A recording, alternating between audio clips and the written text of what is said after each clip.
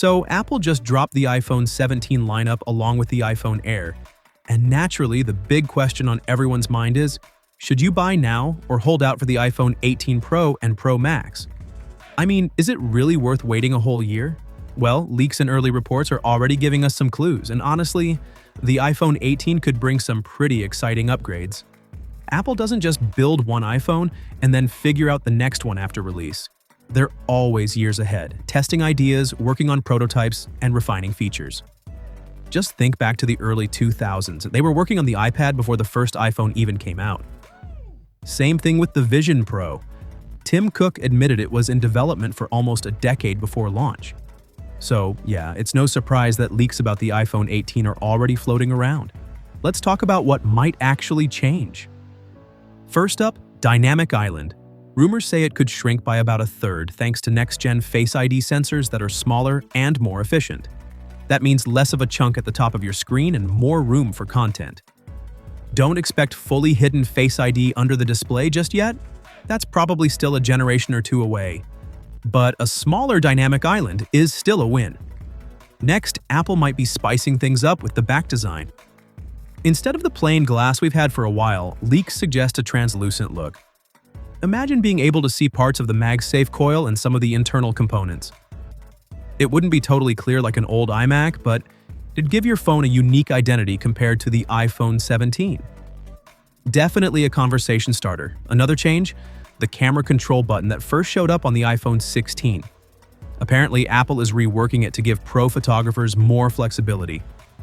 No one knows the exact details yet, but considering how much Apple is pushing the iPhone as a pro-level camera, this could be a pretty big deal. Speaking of cameras, the main 48-megapixel sensor is rumored to get a huge upgrade, real variable aperture. Not the digital trickery we see now, but an actual mechanical system that lets in more or less light, similar to what a DSLR does. That means better low-light shots, more natural depth of field, and overall more control. Pair that with an improved camera button and suddenly the iPhone is looking like a legit camera replacement.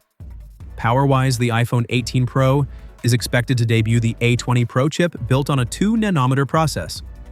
Translation: faster, more efficient, and better battery life.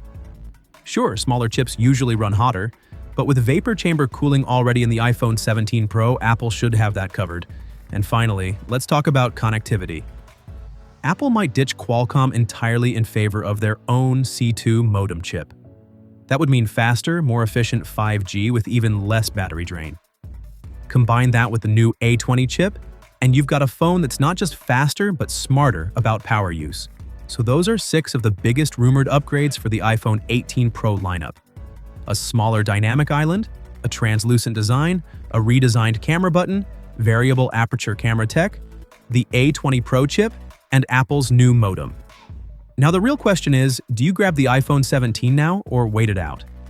Some of these changes sound exciting, but the 17 is already a powerhouse. Personally, I think it depends on whether you care more about design and camera features or just want the latest iPhone right now. What about you? Would you wait for the 18, or are you already eyeing the 17 Pro Max? Drop your thoughts in the comments, because I'm curious what you guys think. And hey, if you want to keep up with all the latest Apple leaks and news, make sure to hit that subscribe button and turn on notifications. I'll keep you posted as soon as more iPhone 18 info drops.